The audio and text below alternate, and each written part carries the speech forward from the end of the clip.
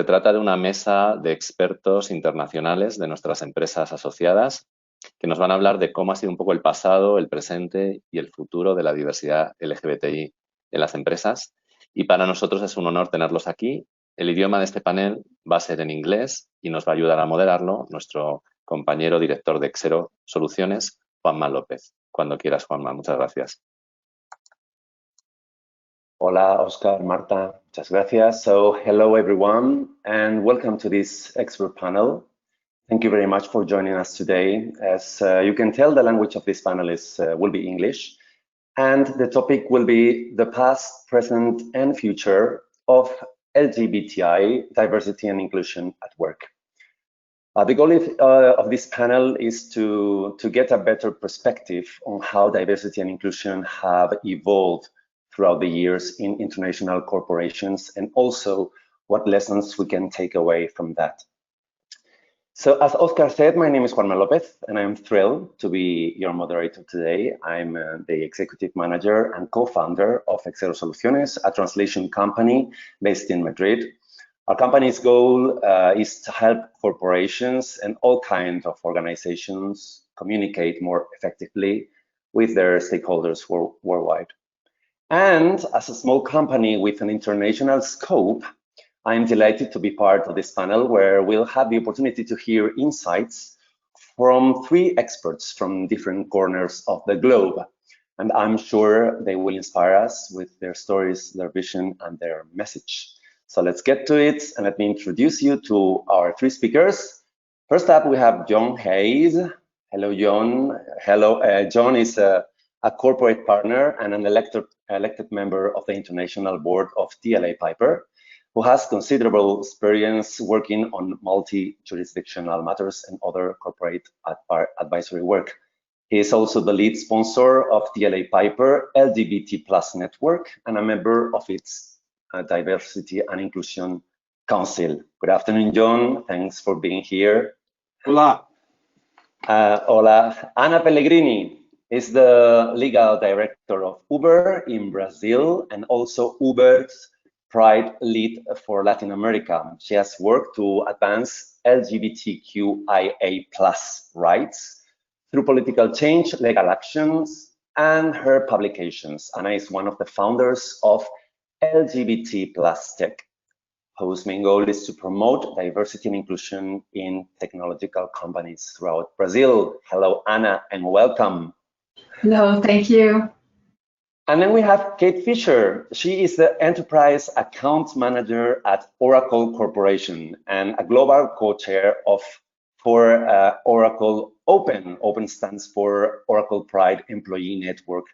Kate is also a proud contributing member of the board of directors for 1 and 10, a non-profit organization in Phoenix, Arizona, serving and assisting LGBTQ+ youth. Happy to have you here, Kate. Thank you. So, thank you. Welcome, 3 of you. Let's start with the panel. And the first question is for John. John, building on your experience, do you think that nowadays diversity and inclusion matter enough to businesses such as, for example, DLA Piper? And what's your role here? What does being an ally means to you? Of course, I'd like to say yes, that it matters enough already. It certainly matters a good deal more than it used to. But I think we know the answer is a bit of yes and no. Yes, we have a network. Yes, it is much easier today for people to identify as whoever they are at DLA Piper, but we have work to do. When I joined the legal profession, people really didn't talk about LGBT+. In fact, I suspect some of those letters didn't really mean anything 25 years ago. And I think people tended to want to treat this as a private matter that needed to happen somewhere else. And as a result, I think people didn't know how to talk about it, and fewer people who identified were visible. And that, I think, was already a big shame for business, because we're a law firm, we should represent the world that we advise. And also, I think commercially it needs to matter, and it increasingly matters more, because there's so much evidence now that diverse organizations have a stronger P&L, and there's a war out there for talent, and I'm very competitive. I want to win. I want my firm to win, and the best way I think I can help us win, and this is partly my role as an ally, is to make sure that we attract and recruit and promote and retain the best talent. And that's what our clients want. Our clients don't want us to have a second-rate team. They want us to have the best team. So I want that team to come from the best people, and the best people will be found if I look at everybody. So I think the other thing is that, and I find this such a sad thing even to contemplate, but to imagine that some of my colleagues come to work every day and they're just less productive because part of their emotional energy is dealing with not being themselves at work, covering or whatever. So there are so many commercial reasons, and you asked me, does it matter enough? It matters more and more, and we're doing more and more. So we have, so just to give you an example, one of my male partners just dropped me a line the other day to let me know that his husband is having an operation tomorrow, and he wanted me to know that. And because I'm wearing these braces today, and because I am an ally, he could tell me that.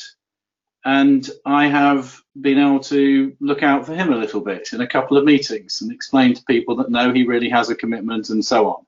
So I think we create an environment in which we support each other. Two of our partners this year, when they became partners, their publicity photos within the firm were of themselves with their other half. That just wouldn't have happened 5 years ago.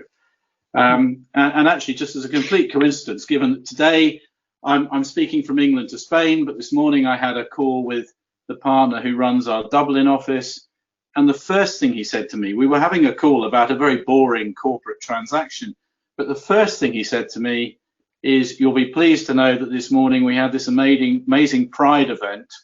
And he said, I went on to this seminar thinking I ought to attend, I'm the managing partner.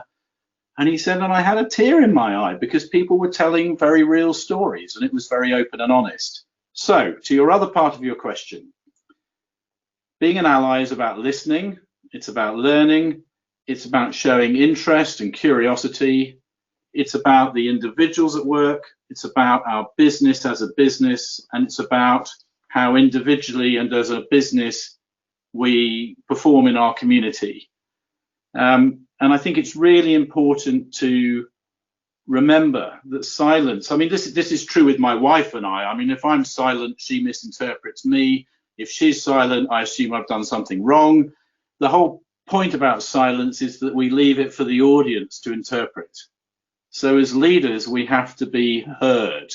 And I think that although I don't think Black Lives Matters needed to teach any Black people what was going on, for quite a lot of white people like myself, I found myself listening harder and realizing that it is critical to make a difference because you are actively anti something or actively pro something instead of just being rather complacent and passive and non something.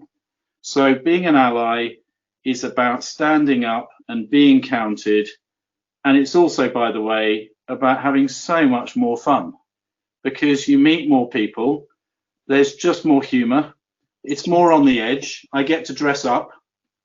And I would say to anyone that I get so much more energy from this than I use up. Yeah, absolutely. Totally agree with you. Thank you, Jon, for your insight. And Anna and Kate, based on your personal experience, how has LGBTQ+ diversity and inclusion at work evolved over the years? And what is your perspective nowadays, Anna? Yes, sure. So my first job was at a law firm here in São Paulo. when I was still pursuing my law degree, and I worked in the same law firm for almost 14 years. It was back on 1999 until 2013. And I was in the closet for all those years while I worked there. I realized that I was a lesbian while working there, but the formal and prejudice environment did not allow me to be myself. So there was no D&I program at that time. No one talked about diversity at that time. And as John just mentioned, the silent was interpreted was in contrary, of course. And the same happened in relation to our clients and companies that we worked with. So there was no D&I programs back then.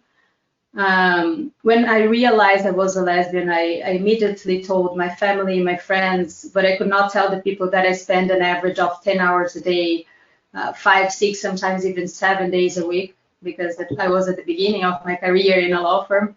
So I had no choice but to lie about myself. So for years, I lie about my weekends. I lie about the place that I went to. I only talk on the phone with my girlfriends behind closed doors. And if there was someone close to me, I would only use male pronouns and adjectives. So I had to be alert to all these details all the time, because any slip could be catastrophic for my career. And obviously, in this more than 10 years, I never took any of my girlfriends to celebrations or parties from the law firm. I really stopped creating true connections with people that I worked with. It was exhausting, it was demotivating, it was of course counterproductive. And then in 2013, sorry, I left that law firm to pursue my master's degree in law and technology at Berkeley, at UC Berkeley. And during the years that I lived there, I realized how different everything could be. Fortunately, I had access to law firms with D&I programs, job fairs, and internship programs for LGBT people. And the reality that I saw there was completely different from the one that I experienced in Brazil. And that was when I decided that when I went back to Brazil, I would not go back to the closet anymore. And in May of 2015, when I got back to Brazil, I started working at Uber, and I saw a completely different environment. A company that had already D&I programs, all the diversity groups. One of our main values at Uber is to really be ourselves. And then I could not only create and start creating this pride group here in Brazil and expand to all Latin. So it's a completely different environment from that one that I experienced back when I worked in a law firm. I look back today and I see how much of this professional development roadblock those almost 15 years were when I was in the closet, of course. How much energy I channel into efforts that would not be needed if I had a D&I program at that law firm, or even friends or peers that would not be silent or that would talk about minority groups. Nowadays here in Brazil, I see a lot of companies and some law firms with D&I programs. I think there was an evolution, of course. But there is, of course, room to improve. I see that we still lack diversity when it comes to leadership positions. It lacks diversity when it comes to transgender people. Companies and law firms have a lot of things to do yet. We'll go to that later on, to that point. And your experience really resonates with me in the late 90s. Sorry, it was so difficult, particularly in small companies, to be able to express yourself and to talk about your husband, in my case, or your partner from the same sex naturally. So things are evolving, fortunately. And let me go now to Kate. Same question. Sure. So one, thanks for having me part of this. And, it's a little sad that we weren't able to all be together in Spain to celebrate Pride this week. But something that we've learned at Oracle is just how this year's Pride, because we've all been in quarantine and all this around the world, it's brought us together in Oracle on a global level. We've been able to do some really great Pride events at a global level that we never would have done otherwise. So there's some really goodness that's coming out of this, and I think Pride this year has become much more global for all of us in the LGBTQ community. But as I think about the question, and I think about what the past has been like, I think that the word that kept coming up for me is tolerance.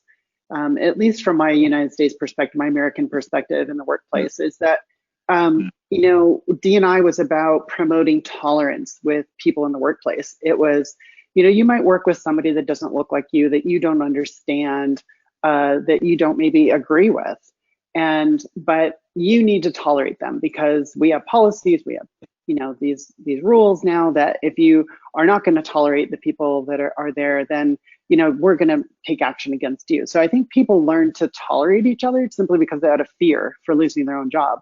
But the judgment and the homophobia, the transphobia, the XYZ phobia still existed in the workplace, and I think we all felt it. And I think by and large, LGBTQ people did not feel safe being out in the workplace. And so if you were able to not be out or to cover, you would, most of us did that. Or people like myself just didn't embrace who we were in the workplace. A really great example of this came from me. I think a lot of you know in the United States, there's been these issues about transgender people using the bathroom. And there was, at the time, I was traveling quite a bit to visit a customer in Charlotte, North Carolina. And the state of North Carolina had put together a bill that was basically trying to restrict transgender people from using the bathroom. And I was with a customer, a client of mine, and we were coming back from lunch, and I was driving him back, and I asked him, I said, so what do you think about this law and this bill? And he said, oh my gosh, those people, like, I can't have them in the bathroom. And I said, and he goes, I don't want them in the bathroom with my daughters. And I kind of smiled and I looked at him and I said, really? I said, because I know his daughters. I've met with them. We've gone bowling together. We're that close as a client. And I said, you wouldn't let me in the same bathroom with your daughters? That would bother you? And he said, oh, no, not you, Kate.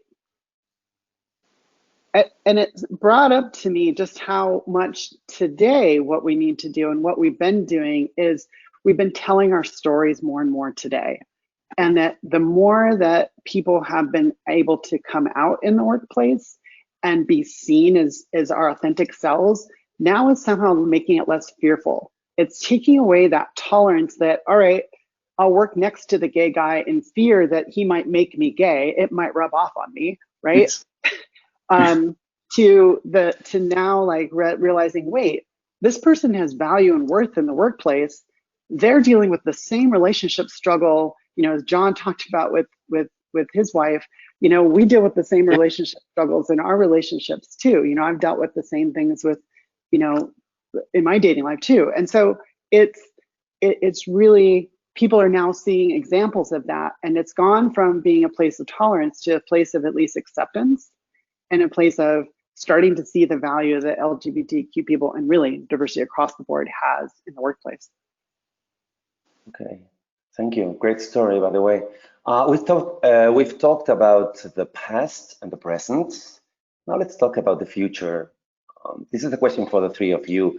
How do you see the future of LGBTQ plus diversity and inclusion, and what are the key challenges we will need to face? John?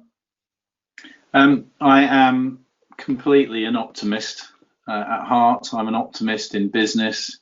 So I think the future is bright, and I think the challenges are that it is in human nature to adjust to each new comfort zone and think we've gone far enough. So complacency is a risk. And I think, Kate, your point about COVID and us all somehow being locked in together but apart is very powerful, because I think quite a lot of us have had a sort of spiritual holiday even while we've been working, but remotely. And I hope we can harness some of that, in the short term. Okay, same question for Anna. Okay, so I think with regard to the main challenge, I think we still lack diversity and inclusion, especially inclusion. We need to work more for transgender people, and I talk specifically about the reality that we have been seeing in Brazil. Even though we increase the number of LGBT people in the workplace, it is still lacks transgender people, and also when it comes to their inclusion, not only their present, but really their real inclusion, their effective inclusion. And I also think we need to think about D&I with all the intersectionalities that we have, not only in LGBT people, but other minority groups. It's impossible for me to see a bright future without having everyone together and bringing more space for the minority groups as a whole in a work environment. I think this is the biggest challenge. I agree. Okay, Kate? Yeah, I completely agree with you, Anna, that is our next challenge is, I think in the LGBTQ community, particularly in our ERGs and our workplaces, we need to start embracing intersectionality. And not just embracing it, we need to start understanding it and living it. Something that has been a challenge, and as my role is a global co-chair for Open, I've been really trying to promote the fact that we need to become more intersectional in even our leadership team. We lack certain levels of diversity and diverse thought even within our pride groups. I think we also as a group, we need to embrace the fact that there's still homophobia and particularly transphobia even within the LGBTQ community. Yeah. And how do we deal with some of those? There's still racial divisions within the LGBTQ community. And this is just outside of even our workplaces and our ERGs.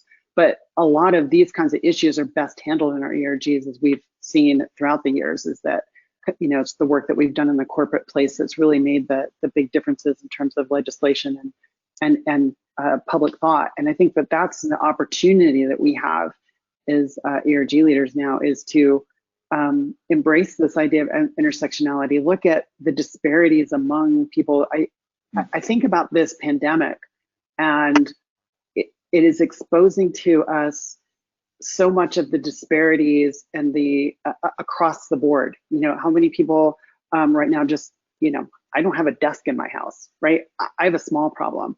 There's people that have childcare issues. There are people that, are being laid off from our companies that aren't going to have a place to work. How do we help them to continue to have value and worth? So I think there's some really big challenges, and I think we can start to embrace those and look at those, but we've got to start looking inside, and we got to start looking at ourselves. And to me, that's this whole concept of intersectionality and understanding how all this, standing in that intersection and saying we truly are inclusive for all people is really vulnerable for us to do, and really difficult, and it's going to take us really looking internally to each of us individually to be able to stand there and authentically welcome other people. Okay, thank you very much for your perspective in this. I'd like to ask you something else before closing. I would like to ask you, what advice would you give to companies or people who are thinking about getting more and more involved with LGBTI diversity and inclusion at work? What would be your advice, John? Do it. Start.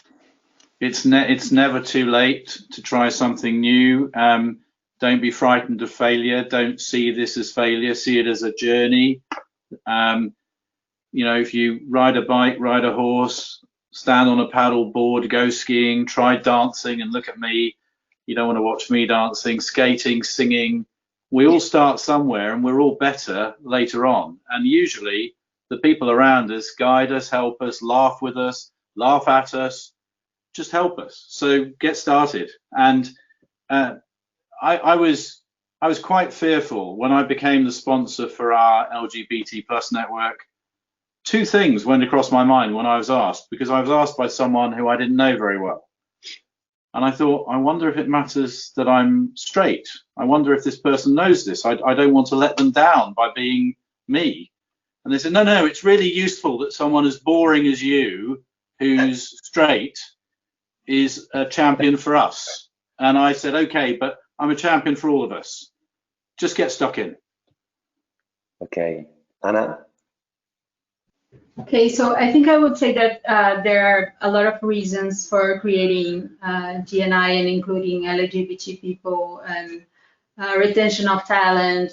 We've heard a lot about productivity, efficiency, creativity, and so on. And if none of this reason is enough to convince like companies or your managers, there's the most important of all these reasons, which is people. I think people need to be included. People need to feel welcome, and people deserve to be happy at the work environment. So I think that's a good reason for starting doing something for them.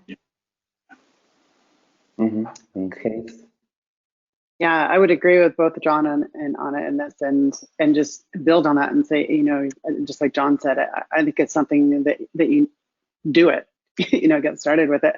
And for many of the reasons that Anna brought up, I mean, it makes you, and I think John brought up earlier too, it's like, it makes you a better company.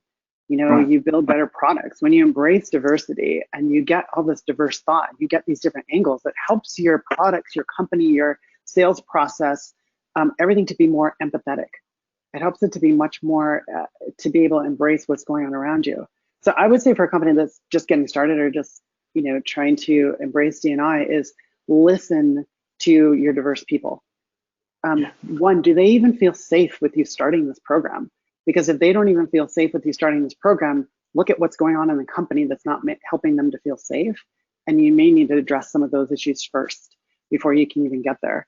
And then listen to them in terms of the way to do this. Don't assume that, you know, the way we did at Oracle or the way John's doing it at DLA Piper, Anna's doing it at Uber, or whatever, that we're all doing it in the right way. There is the right model. There's the model that fits your culture.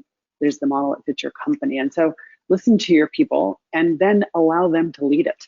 You know, I guess as part of my leadership philosophy too, is I like to lead with vision and say, here's what we want to do. Here, go do it, but do it your way. It doesn't need to be my way. And so I think that's important too, is to let your particular LGBTQ people put together the pride group the way that makes sense. Let your you know, if you're creating a women's group or you're creating a you know, other types of group, we have several ERGs. Oracle is what I'm thinking of. So, you know, let them lead based on what their needs are and what they need, and resource them properly to do that. So, and I think it can be very successful and really can change a corporate culture and change both internally and externally the way people see your company, and it then starts to attract that kind of diverse talent too when you have those kinds of programs. So it's totally worth it. Yeah, absolutely, absolutely. So excellent. So thank you very much for your final contribution here. Unfortunately, time is flying by, particularly when talking about such a great topic as this one. It has been a super interesting panel full of great ideas and inputs. And as a short wrap up, I would just highlight two ideas. Do it and listen. Yes. So a big thanks to our three panelists for your contribution in our talk today. I think this panel was very important since it has given us an international vision of how diversity and inclusion have been developing up until present day, and how we can be prepared for what the future brings. I also want to thank REDI, the association, and all the attendees for joining us. Have a great afternoon ahead, and see you next week, same hour. No, I'm joking. See you in the virtual networking event later. Thank you very much. Marta, Oscar, back to you. Thank you, guys.